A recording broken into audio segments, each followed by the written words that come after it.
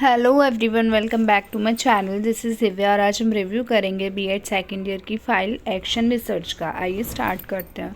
First one, this is index. यहाँ से start है। अनुसंधान का अर्थ, मीनिंग ऑफ रिसर्च, इसको लिखेंगे। उसके बाद डेफिनेशन ऑफ रिसर्च, अनुसंधान की परिभाषाएं। टाइप ऑफ रिसर्च, अनुसंधान के प्रकार। उसमें ही एक प्रकार है एजुकेशनल रिसर्च, शैक्षणिक अनुसंधान। उसके बाद यहाँ लिखेंगे क्रियात्मक अनुसंधान का अर्थ, मीनिंग ऑफ एक्शन रिसर्च। उसके बाद क्रियात्मक अनुसंधान की परिभाषाएं, डेफिनेशन ऑफ एक्शन रिसर्च।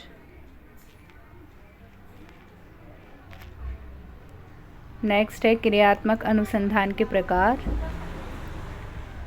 फिर हिस्ट्री ऑफ एक्शन रिसर्च, क्रियात्मक अनुसंधान का इतिहास।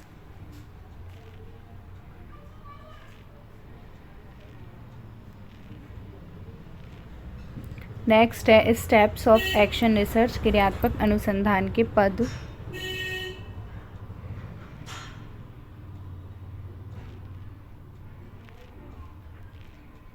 नेक्स्ट है प्लानिंग ऑफ एक्शन रिसर्च।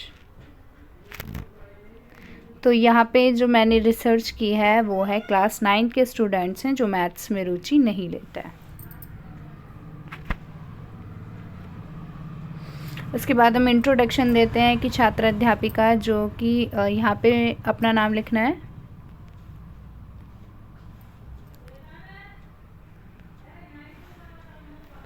यहाँ पे टाइटल में आप अपना नाम लिखेंगे। जैसे मैं दिव्या चौधरी हूँ और इस पद पे कार्यरत हूँ। मैंने पाया कि विद्यालय में कक्षा 9 में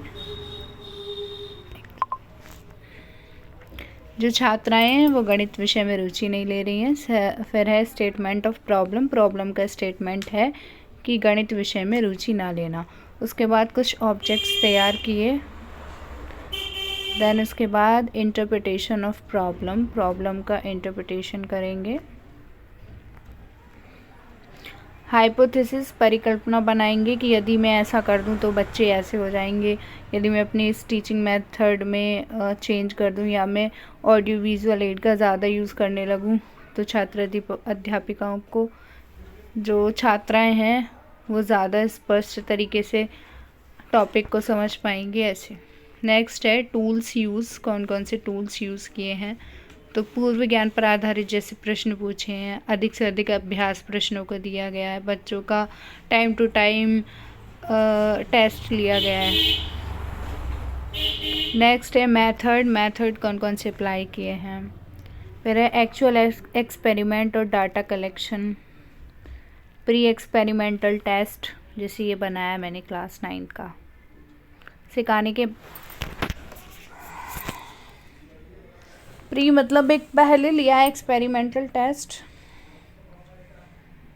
उसके हिसाब से छात्राओं के क्या क्या अंक आए हैं। जैसे बहुत कम नंबर आए हैं। फिर उसके बाद एक्शन क्या है, बच्चों के लिए प्लानिंग की है। फिर से जो भी अपनी हाइपोथेसिस थी ना, उसको अब एक्शन में लिया है। फिर उसके बाद पोस्ट एक्सपेरिमेंटल टेस्ट, फिर दोबारा से टेस्ट लिया है और उसका रिज़ल्ट इस बार देखिए अच्छे अच्छे नंबर आ रहे हैं 19 स्टूडेंट्स के।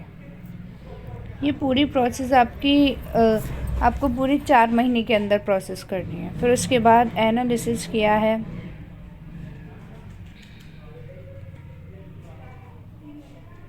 उसके बाद एवोल्यूशन रिज़ल्ट निकल के आया है। प्री का अलग निकाला जाता है, पोस्ट का अलग, और फिर रिज़ल्ट आप देख सकते हैं प्री में क्या रिज़ल्ट था और पोस्ट में क्या रिज़ल्ट है। फिर सजेशंस दिए हैं और लास्ट में है रेफरेंस एंड एविडेंसेस। तो ये A.B. भटनागर, अनुराग सिंह की बुक से लिया है। पुस्तक का नाम है शिक्षण और तकनीकी। इससे हेल्प ली है और विकिपीडिया से। थैंक्स फॉर वॉचिंग और do like, share and subscribe my channel.